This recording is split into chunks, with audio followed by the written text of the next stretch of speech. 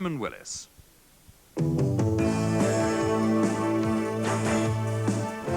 As another convoy of aid sets off for Romania, Princess Helen talks about her hopes for the future. Test tube triplets are born on Teesside, but medical progress means problems ahead. And we look at the town of Berwick as worries of a local recession get deeper.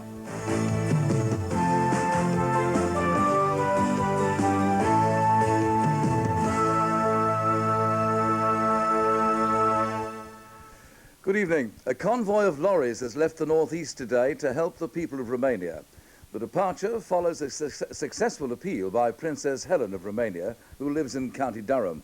Her father, King Michael, has announced that he intends to visit the country next week, ending a 42-year exile.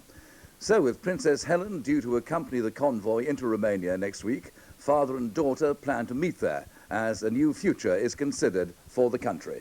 This report from Tony Baker.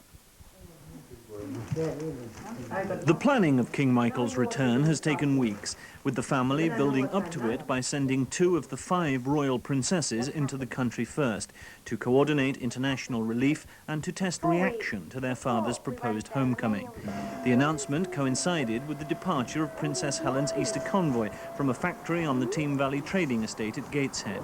23 volunteers are taking 100 tons of medical supplies, food and disposable nappies, over 1 million items of clothing and 10,000 toys collected in the northeast over recent weeks.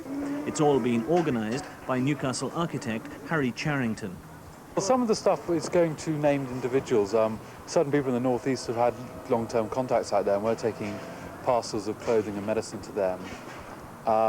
Certainly I'm doing that for contacts of mine to hospitals in villages and doctors there.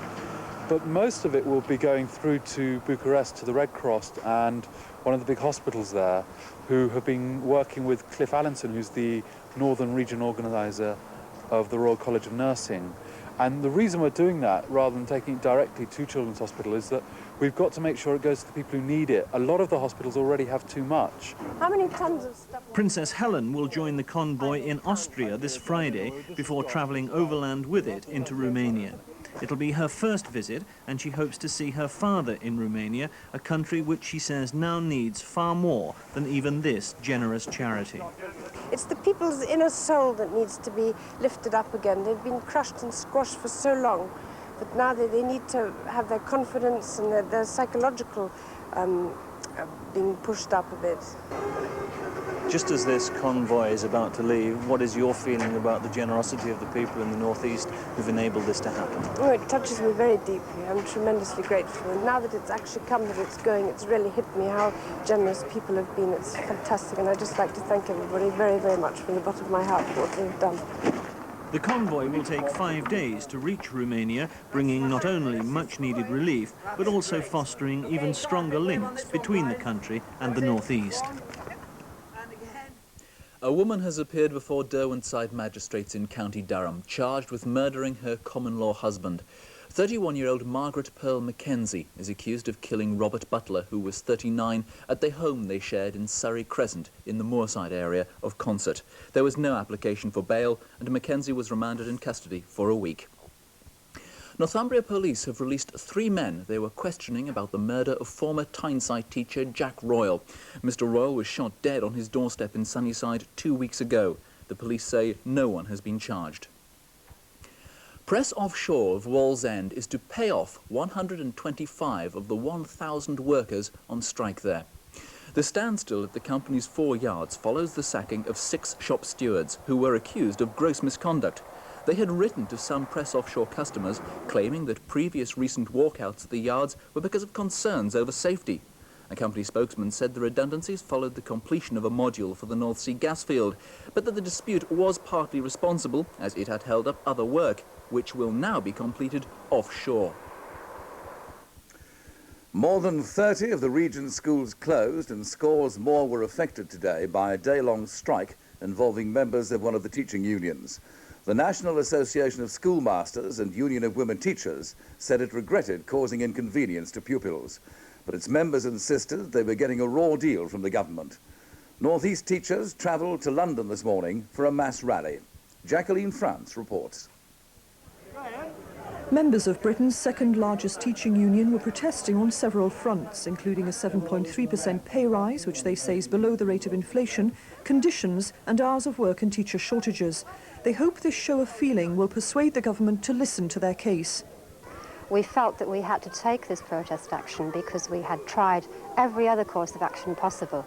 We have attempted through lobbying Parliament, through writing to our MPs, through approaching the Secretary of State for Education, and every other way that is constitutionally possible for us.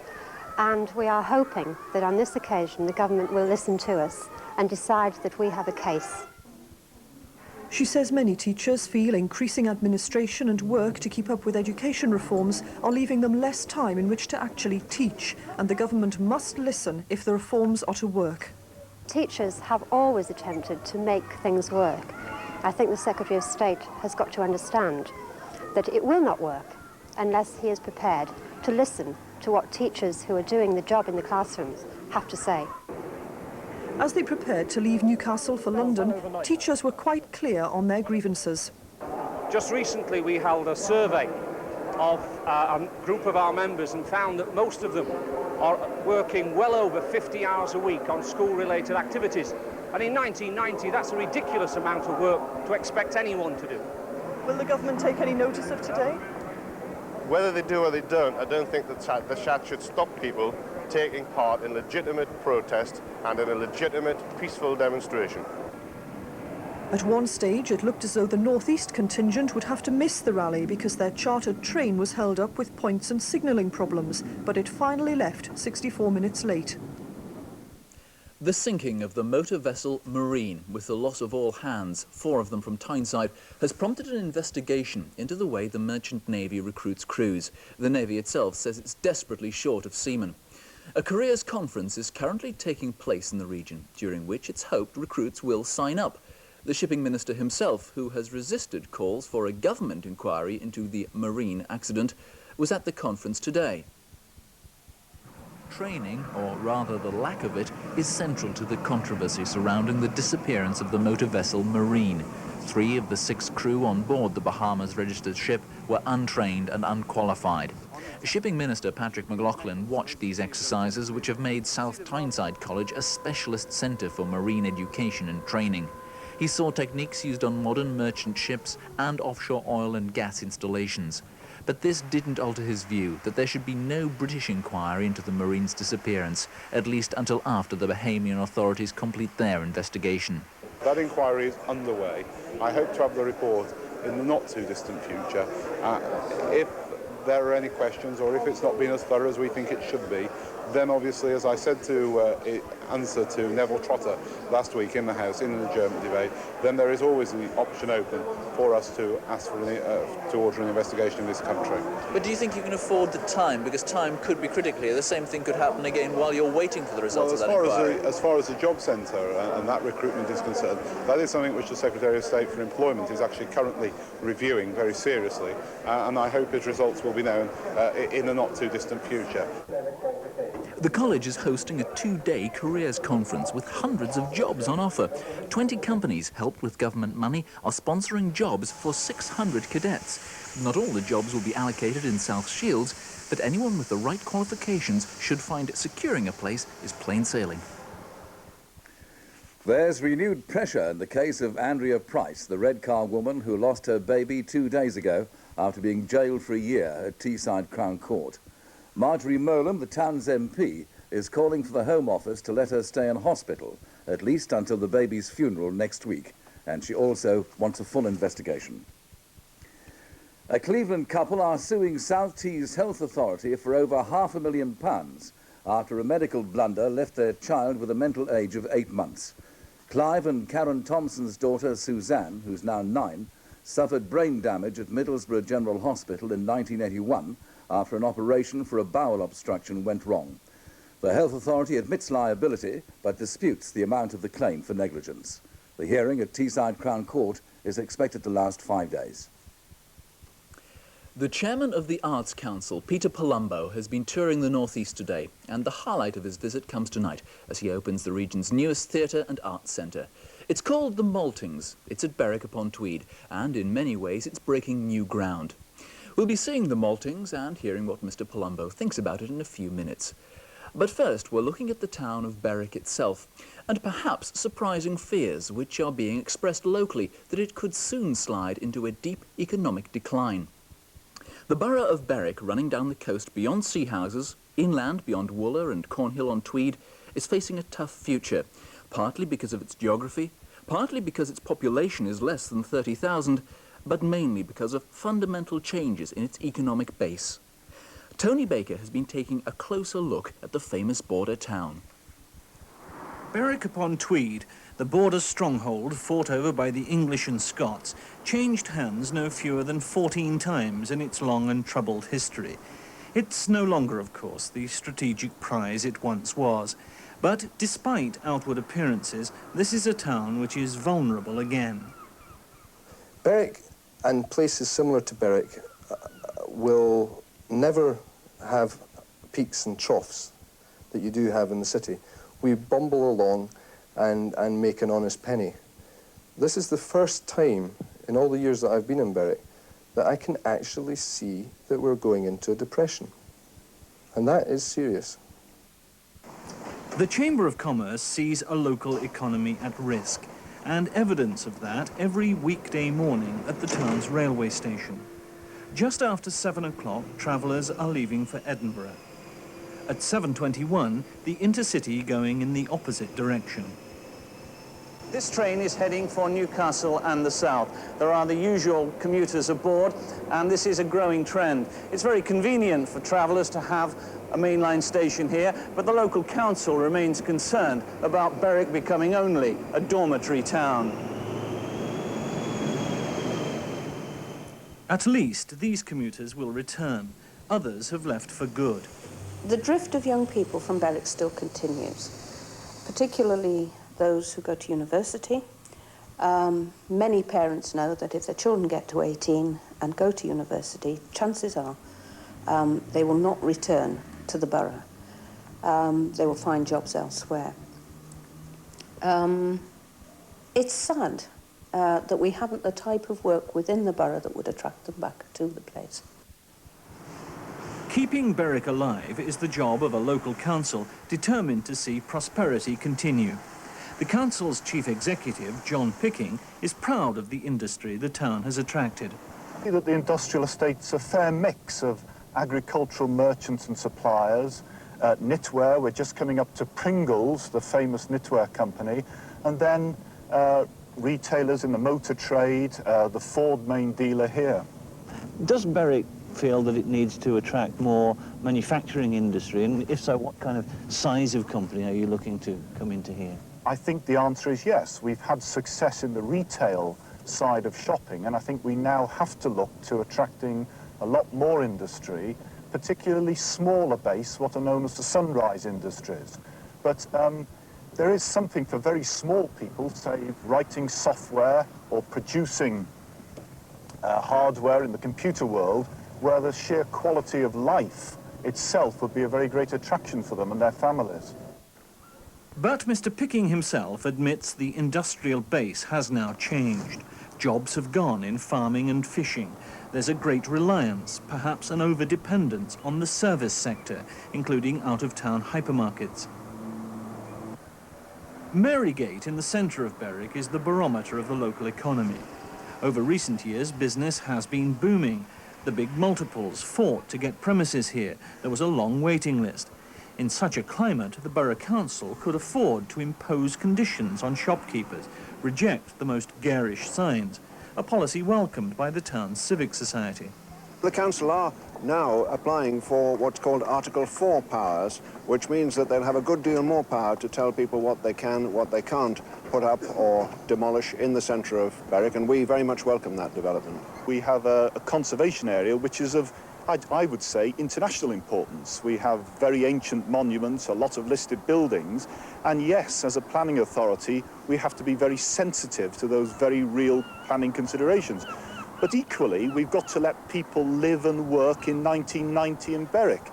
And as in all things that local authorities are involved in, it's a question of balance and judging both extremes of the argument. But with no sign of interest rates easing, with some traders in Marygate facing a doubling of business rates to £40,000 a year, prosperity in good old-fashioned Berwick is in jeopardy. The problem is, you see, industry's got to come to Berwick, and in order for industry to get the return on the investment that they need, not only do they need to come to a nice area, which has got good communications, they've got to get some benefit from, some financial benefit from the government to come here. We've been talking about putting some of the infrastructure and improving Berwick to make it an attractive place. We've talked about retail, a big increase in retail presence in the town, and I think, yes, we've got to look at our manufacturing base to support our existing very successful base, and to look at new industries coming in, whether they be small, but from small acorns grow large trees, as they say. For Berwick Council, the future is a balancing act, looking after an increasingly elderly population, preserving the character of the town, but also adding new medium-sized industry to maintain a stability of employment, and hoping that more people arrive than depart by British rail. Well, staying in Berwick, and on perhaps a brighter note, as we've heard, the new theatre and arts complex, the Maltings, is being officially opened tonight. A venture which it's said could do a great deal to improve the quality of life in England's most northerly town.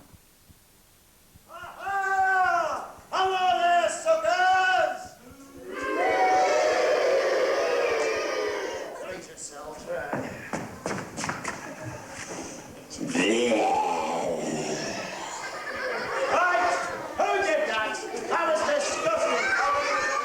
Even before the official opening, the new place has been jumping, with children celebrating this performance by the Pocket Theatre Company. It's theatre of He's Behind You, and they were loving it, not least because this is the first time Berwick has had an arts and performance centre of its own. The Maltings has been provided at a cost of just under £2 million. The capital pulled together by Berwick Council from their own reserves, from central government funds, from English Heritage and from an insurance company.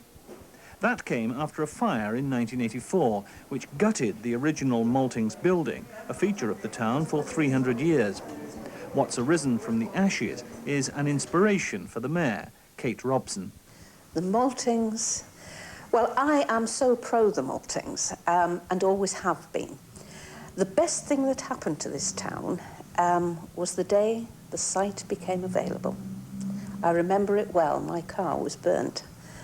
And that freed that site to give us a theatre, a hall, rooms downstairs. I'm sure you think it's beautiful. The Maltings receives its running costs of £130,000 this year from several sources. Some of this will be offset by catering and room hire and by any profit from shows. It's tight, but artistic director Ron McAllister reckons the programme is right. We're thinking about plays like Accidental Death of an Anarchist, but we're talking to the National Theatre Company about that. So although it's a play that may have been a little bit difficult to bring an audience into Berwick for, we're hoping that the name the National Theatre might help to do that job for us. Similarly, with opera coming into the town, we're talking to Scottish Opera for Youth about being involved in that respect. Sometimes I think the company that you go for will help to tell the show. Having said that, we have a lot of county companies. We're fortunate in the Northern Arts region to have companies like Cleveland Theatre Company, Northumberland Theatre Company and Pocket Theatre Company, who of course have opened the Arts Centre and with our schools work today. But with funding being tight, isn't there going to be pressure on you to put the more popular performances on? Yes, certainly. I mean, we're talking to George Hamilton IV at the moment, and the only way of making that work financially is for him to do 2 performances in the same night, which means that our audiences will either have to come fairly early in the evening or quite late. And it's the only way we can actually afford to put on somebody with such a name as George Hamilton IV.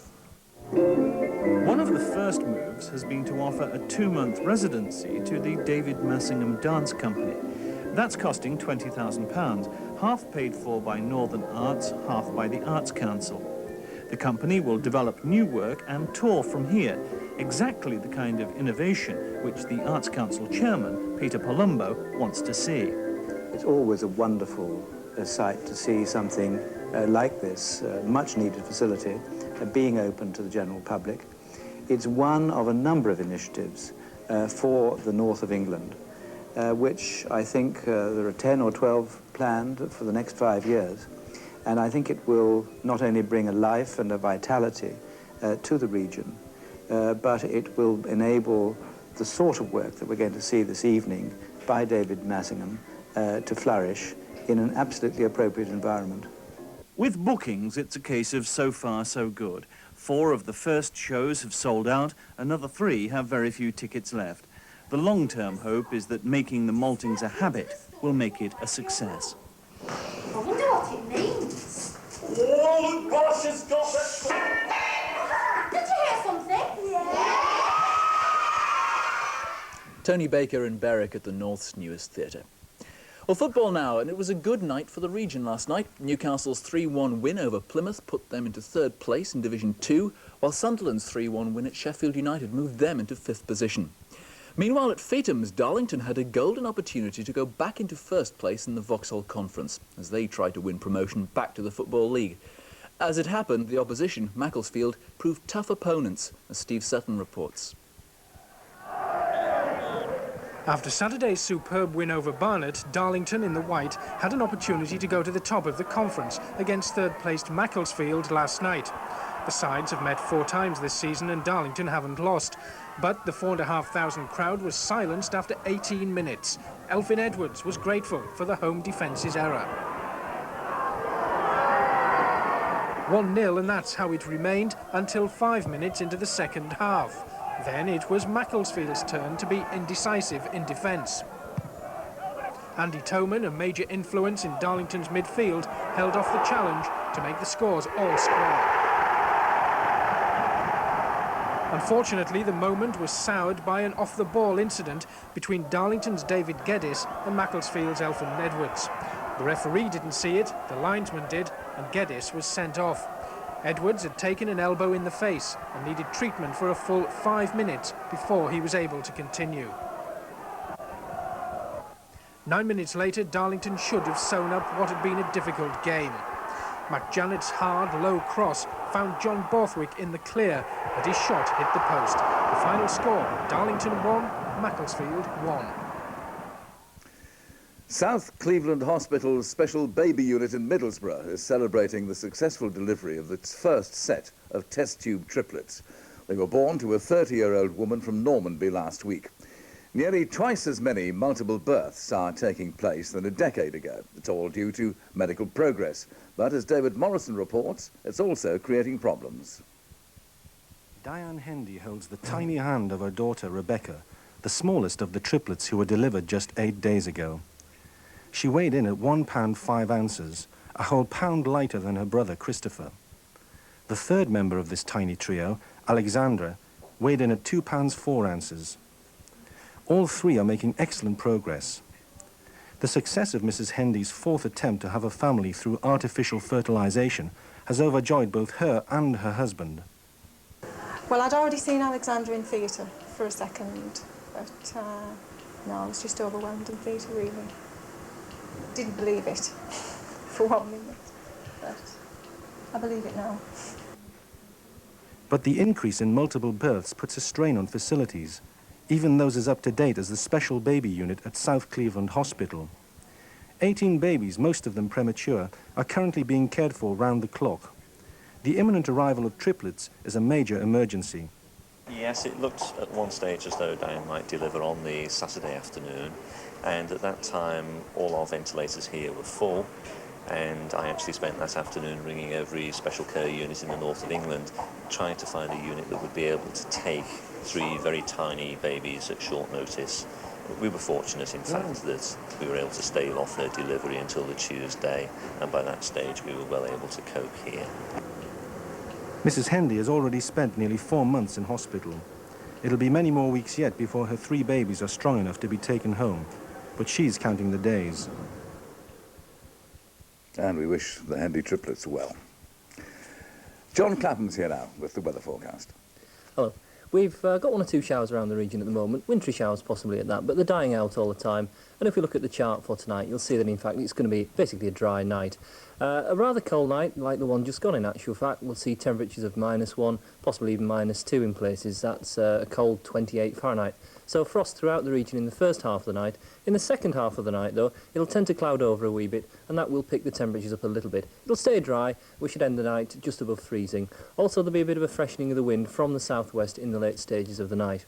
Then for tomorrow's weather, I suppose basically a dry day, but 1 or 2 spots of rain perhaps on the Pennines, but most places staying cloudy and dry. Where you get that rain in the west, it may start off as a bit of sleet or snow first thing tomorrow morning, but as I say, generally basically just dry and cloudy and rather cold. The best temperature 8 degrees, that's 46 Fahrenheit, and it will feel rather cold in a raw and fairly fresh southwesterly breeze. Now a look at the regional and national headlines. County Durham's Princess Helen of Romania has given a royal send-off to the region's relief convoy carrying 100 tons of supplies to help her people. She'll join it later. The kidney specialist struck off the medical register for trading in human kidneys, has insisted he only wanted to save lives. 2 more prisoners have given themselves up at Strangeways jail in the siege the governor has described as an explosion of evil. And that's all for now. We are back, as usual, tomorrow night at 6:30. Do join us then. From Simon, from John, and from me, from everyone in the studio, good night.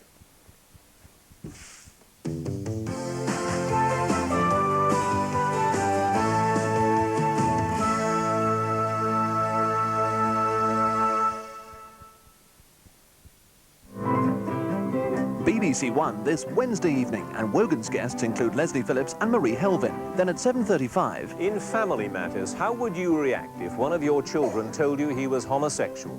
Would you accept it and help?